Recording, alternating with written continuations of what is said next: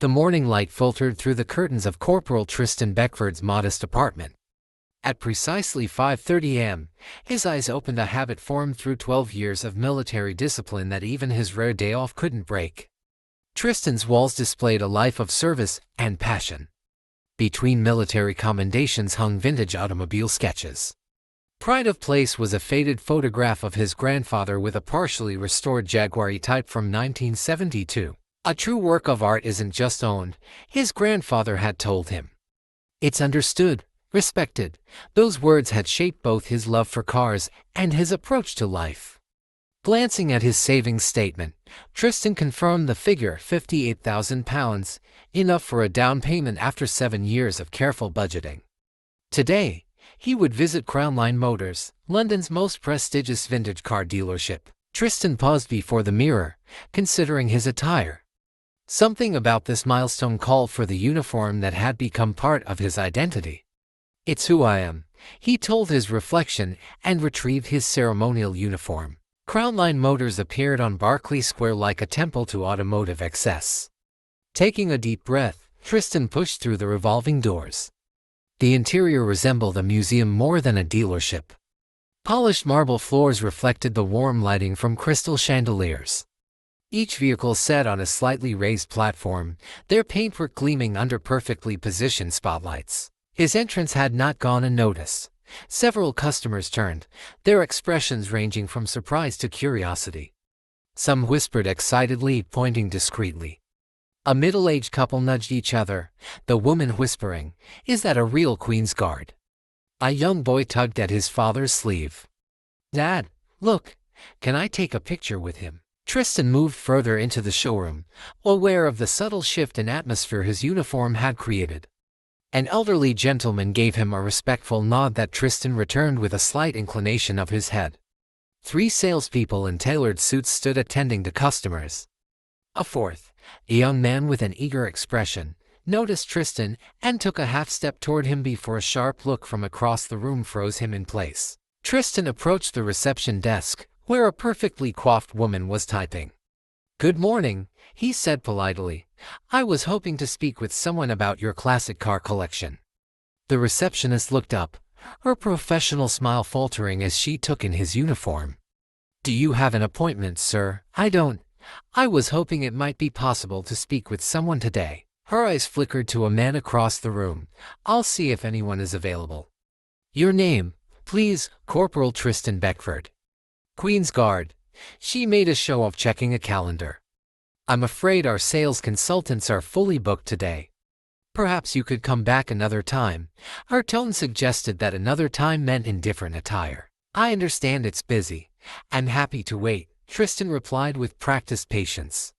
As he moved away from the desk, he observed 2 new customers being immediately greeted by salespeople who had been fully booked moments earlier. Left to his own devices, Tristan began to explore the showroom. In the vintage section, he found what he had come to see, a selection of the finest British classics. And there was a sight that made his breath catch: a 1964 Jaguar E-Type Roadster, identical to the one in his grandfather's photograph, its British racing green paintwork gleaming under the lights. As if drawn by a magnet, Tristan moved toward it, unaware that his path was being closely monitored from across the showroom. Preston Crownley, the heir to the Crownline Motors empire, adjusted his bespoke suit jacket as he intercepted a salesperson heading in Tristan's direction. "I'll handle this one, James," Preston said quietly. "We don't need to waste resources on tourists." Tristan studied the curves of the E-Type, mentally comparing it to his grandfather's photographs. The craftsmanship was exquisite, a perfect restoration with subtle modern improvements only a true enthusiast would recognize. Asterisk, "It's got the 3.8-liter straight 6. Asterisk," came a voice from behind him. Tristan turned to find an older gentleman with kind eyes. Asterisk, "Triple SU carburetors, if I'm not mistaken." They didn't switch to the 4.2-liter until late 64. Asterisk. "You have a good eye, sir," Tristan replied. "This is the earlier 3.8 with the aluminum dash and the smaller taillights that purists prefer." The man's eyebrows rose appreciatively. "You know your Jaguars, young man. Are you a collector?" An enthusiast, sir. My grandfather was a mechanic who specialized in British sports cars. The man extended his hand. Charles Wellington. That's my wife over there being shown something far too modern for my tastes. Corporal Tristan Beckford, Queen's Guard obviously. Wellington smiled. I was Army myself years ago. Household cavalry. Their conversation was interrupted by Preston materializing beside them, his attention focused entirely on Wellington. Sir Charles, I didn't realize you had arrived. I do apologize. Amanda should have notified me immediately. No apologies necessary, young man, Wellington replied. I was just having a fascinating conversation with Corporal Beckford here about this magnificent E-type. Preston's smile remained fixed, but his eyes hardened as they flicked to Tristan. How wonderful, however. I believe Mrs. Wellington was asking for you, Sir Charles. Something about that Mercedes she was considering. As Wellington walked away, Preston's demeanor changed instantly. I don't know what you think you're doing, he said in a low voice, but we don't appreciate time wasters in this establishment. I assure you, Mr. Crownley, Preston Crownley, Mr. Crownley is my father. Mr. Crownley, I am here as a serious bear. Preston made a show of looking Tristan up and down. Really? Because it appears to me that you're here to attract attention to yourself. This isn't a tourist photo opportunity. From across the showroom, whispers traveled between customers. Is that guardsman actually shopping? Can they afford these cars? My attire has nothing to do with my intentions, Tristan replied evenly. I've saved for 7 years to purchase a vehicle like this E-type. I'm prepared to discuss financing options today. Preston's laugh was short and dismissive. This particular vehicle is priced at £135,000. Are you suggesting that a guardsman has that kind of buying power? After being dismissed, Tristan continued exploring the showroom, eventually finding himself drawn back to the Jaguar. Without thinking, he reached out toward the door handle to admire the perfectly restored chrome work. What the hell do you think you're doing? Preston's voice cut through the showroom. He strode toward Tristan, anger distorting his features. Nearby customers turned to watch. Step away from the vehicle, now. Preston's hand shot out, gripping Tristan's wrist. Tristan gently but firmly removed his arm from Preston's grasp. I was simply admiring the craftsmanship, Mr. Crownley. As I mentioned earlier, I'm interested in purchasing an E-type. Preston laughed sharply. Purchasing? Do you have any idea what this vehicle costs? £135,000 for this particular example. Tristan replied calmly. Though I'd argue it's slightly overpriced given the non-original radio and the replacement hood latches, which aren't period correct for a 64 model. Preston's face reddened. Oh, so you're an expert now. A palace guard who moonlights as a classic car authenticator. My grandfather restored these for 30 years, Tristan said. I grew up learning every component, every specification. This model has the Moss gearbox with the synchro mesh on second, third, and fourth but not first. The engine produces 265 horsepower and can reach 150 miles per hour, quite revolutionary for its time. A murmur of appreciation rippled through the onlookers. Someone whispered, he really knows his stuff. Preston's expression darkened further. Memorizing Wikipedia articles doesn't make you a customer, Corporal. This vehicle costs more than you'd make in 5 years of standing around the palace. I've saved for 7 years, Tristan replied evenly. I have £58,000 for a down payment and financing arrangements prepared for the remainder. £58,000, Preston scoffed loudly. That wouldn't cover the cost of the wheels and tires. This is a vehicle for people who understand value, not for people who dress up for tourists. Sir Charles Wellington stepped forward from the gathered crowd. Young man, your behavior is appalling. This gentleman clearly knows these vehicles better than you do. Preston turned, momentarily flustered. Sir Charles, with all due respect, you don't understand the situation. We get these time wasters regularly. The only person playing pretend here seems to be you, Mr. Crownley, Wellington replied coldly. Preston's face contorted with rage before he regained his composure. I appreciate your opinion, Sir Charles, but I'm responsible for running this business. And part of that responsibility includes identifying serious buyers. He turned back to Tristan. Which you clearly are not. I can assure you, Tristan began. No, let me assure you of something, Preston interrupted, his voice rising. People of your financial standing don't belong in establishments like this. I've spent my entire life around cars like these, Tristan said quietly. I don't care if your grandfather was Enzo Ferrari himself, Preston snapped. The fact remains that you walked in here in that ridiculous costume, thinking it would somehow give you special treatment. This is not a costume, Tristan replied, his voice taking on the edge of command. This is the uniform of the Queen's Guard, and I wear it with honor. How quaint, Preston sneered. Well, Your Majesty's toy soldier, I'm going to have to ask you to leave. Security, please escort this person from the premises. Two men in dark suits approached. Sir, we need you to come with us, one said, not unkindly. This is unnecessary, Tristan said. I am perfectly capable of leaving on my own. Then, why haven't you? Preston retorted. Sir Charles Wellington stepped forward again. Mr. Crownley, this behavior is completely unacceptable. I shall be speaking with your father about this incident. Preston's confidence faltered momentarily at the mention of his father, but he recovered quickly. My father understands the difference between serious buyers and tourists looking for photo opportunities. Is your father here today? Tristan asked. My father is Reginald Crownley, the owner of Crownline Motors, Preston replied with a smirk. And as his son and general manager, I speak with his full authority. As they began to escort him toward the exit, Preston couldn't resist a final barb. If you have complaints about how real businesses operate, why don't you write to your puppet master Prince? I'm sure he'll be devastated to hear you couldn't play with the expensive toys. Tristan's back remained straight, his steps measured and dignified as he marched toward the exit. This is disgraceful, a woman muttered as he passed. At the door, one of the security guards spoke quietly.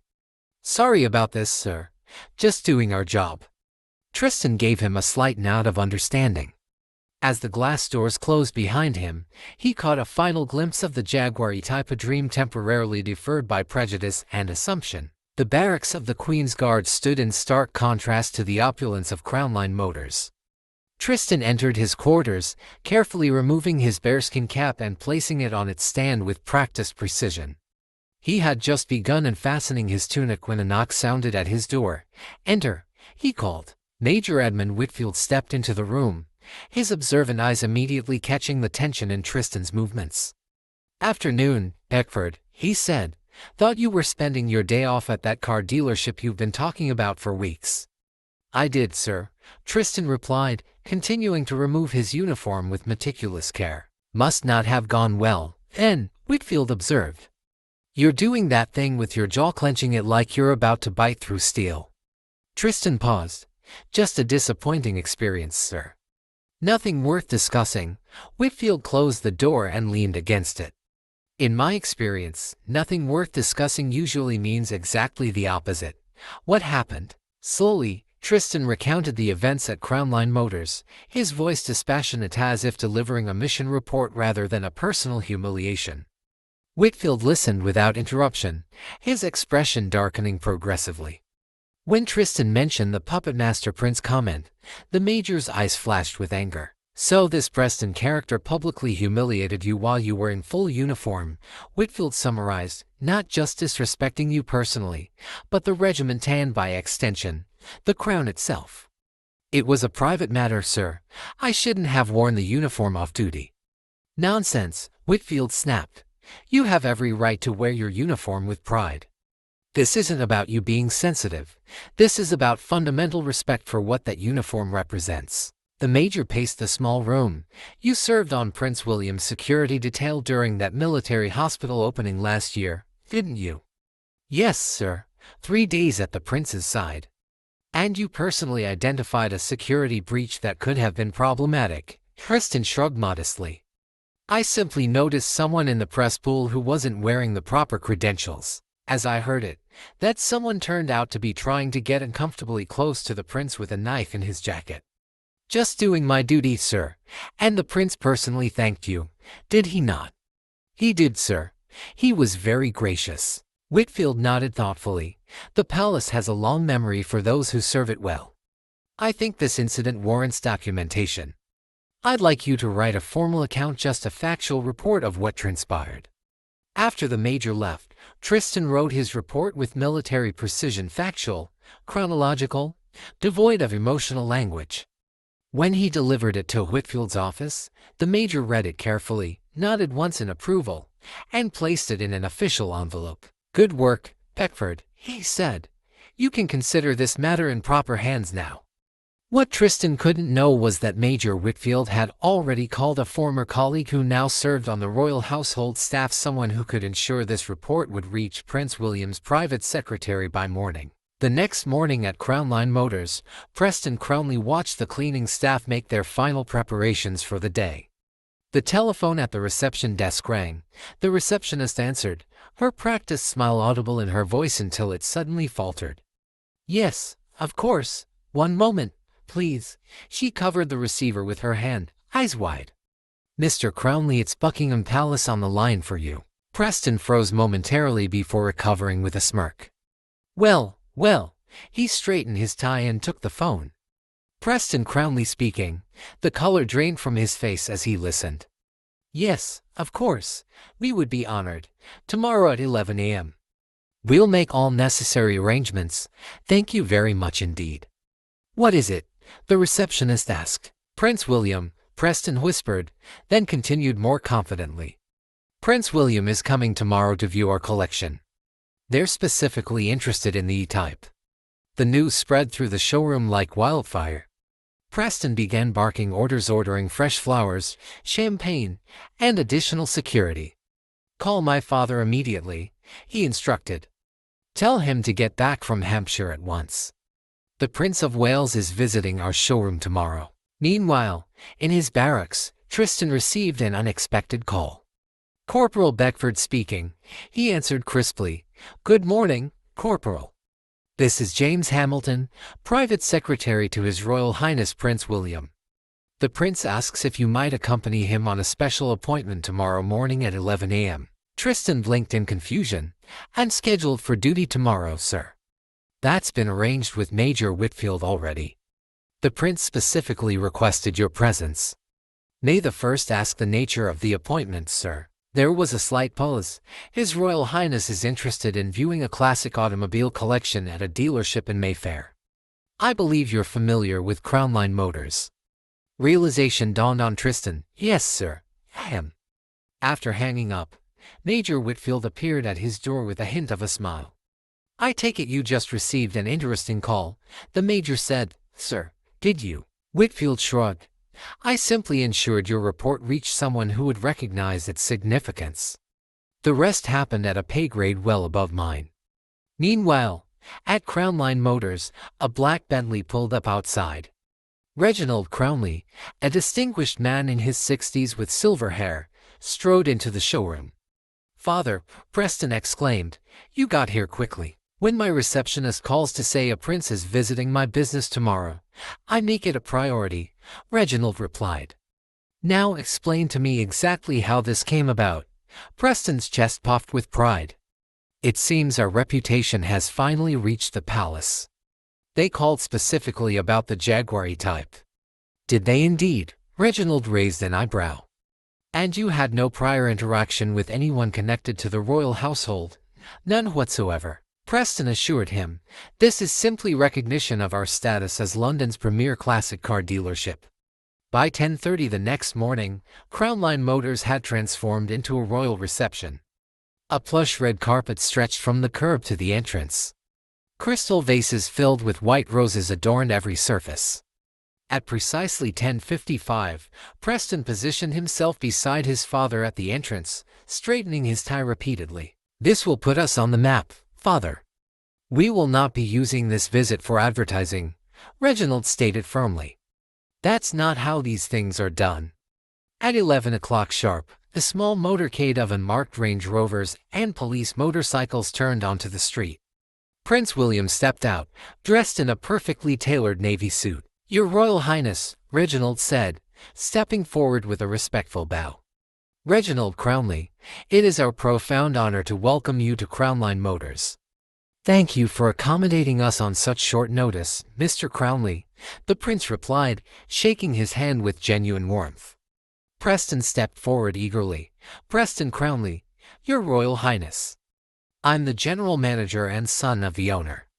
It was I who spoke with your office yesterday. Ah, yes, the prince replied, his smile unchanged though something flickered briefly in his eyes.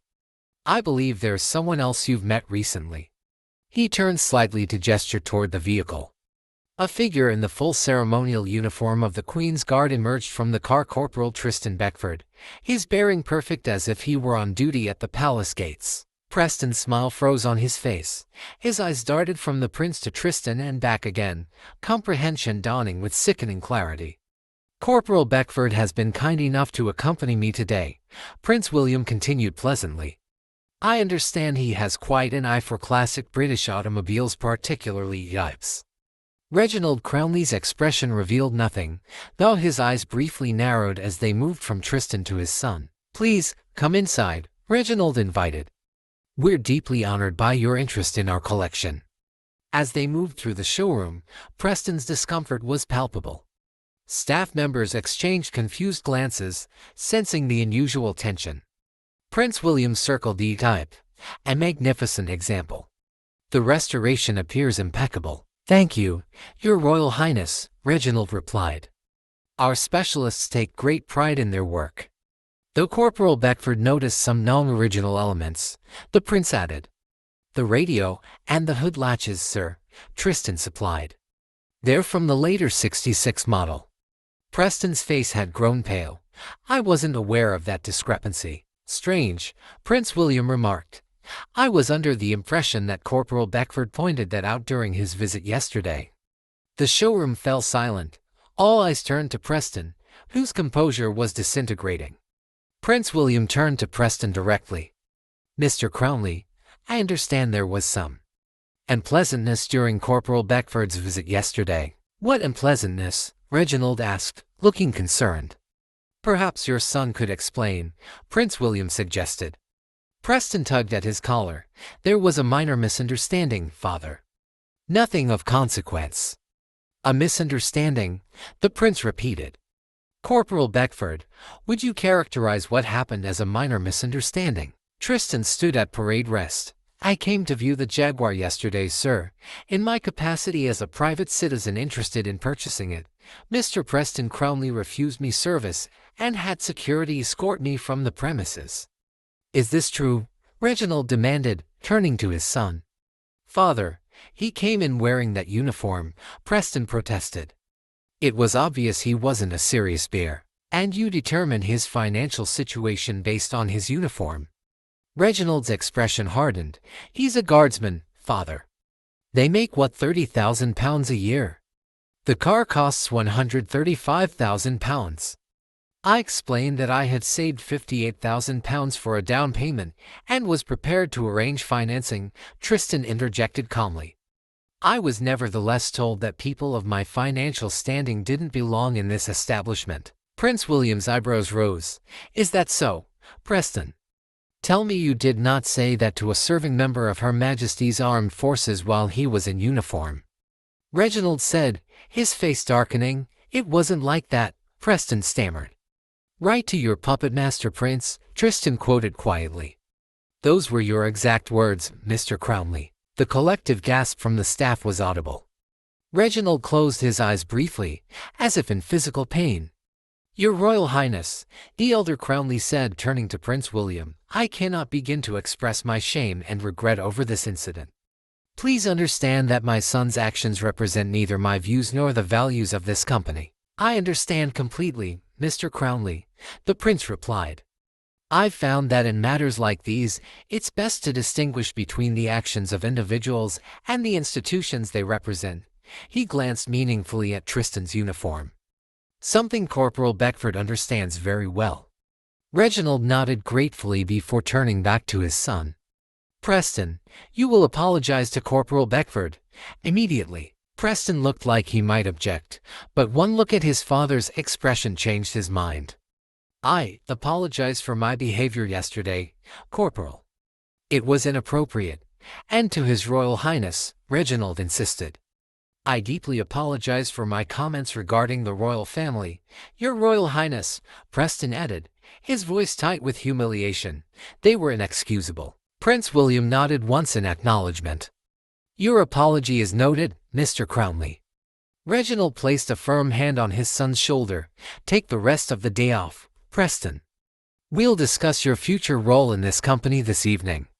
With a stiff bow, Preston retreated toward the rear offices. Corporal Beckford, Reginald said, turning to Tristan with genuine regret, I owe you a sincere apology. Your service deserves the utmost respect, as does your custom as a potential client. Thank you, sir, Tristan replied simply. I'd like to offer you the E-Type at a 30% discount. It would bring it within range of your down payment with reasonable financing. Prince William watched with interest. A generous offer, wouldn't you say, Corporal? Tristan studied the Jaguar, then turned to Reginald. It's a beautiful automobile, and your offer is generous. However, I'll continue my search elsewhere. I understand, Reginald nodded respectfully. The offer remains open should you change your mind. As they prepared to leave, Reginald added, Your restraint does you credit, Corporal. Lesser men would have demanded retribution. The uniform demands a higher standard, sir, Tristan replied. From those who wear it and those who encounter it. As they stepped outside, the morning sunlight gleamed off the polished buttons of Tristan's uniform. The red carpet that had been laid out with such ceremony now seemed oddly symbolic, a path of dignity restored. Well, Corporal Beckford, Prince William said as they approached the waiting vehicles, it seems you've made quite an impression. I never intended to create such a situation, Your Royal Highness, Tristan replied. The prince smiled. Sometimes, reminding people of proper respect isn't about creating situations but about addressing ones that already exist. My grandmother once told me that the true measure of the crown isn't in the pageantry or the ceremonies, but in how it treats those who serve it. Reginald approached them once more. Your Royal Highness, Corporal Beckford, I want to thank you for this lesson in humility and respect. Preston will be stepping down from management to spend the next 6 months working in our restoration shop, learning about the craftsmanship and heritage behind every vehicle we sell. A wise decision, the prince nodded. Sometimes, the best education comes from starting at the foundation. As they departed, Tristan sat quietly in the royal motorcade.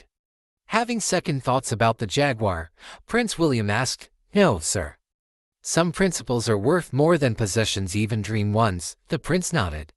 What impressed me most wasn't the disrespect you faced, but how you handled it. There's dignity in standing your ground without lowering yourself to another's level. As they approached Buckingham Palace, Tristan gazed at the iconic building he had sworn to protect. He might not be driving home in the Jaguar E-Type he had saved for, but he had preserved something far more valuable. The honor of his uniform and the principles it represented. For a soldier of the Queen's Guard, there could be no greater victory than that. If you enjoyed this powerful story of dignity and respect, make sure to subscribe to Guards Moments and turn on notifications so you never miss our inspiring tales of honor and courage.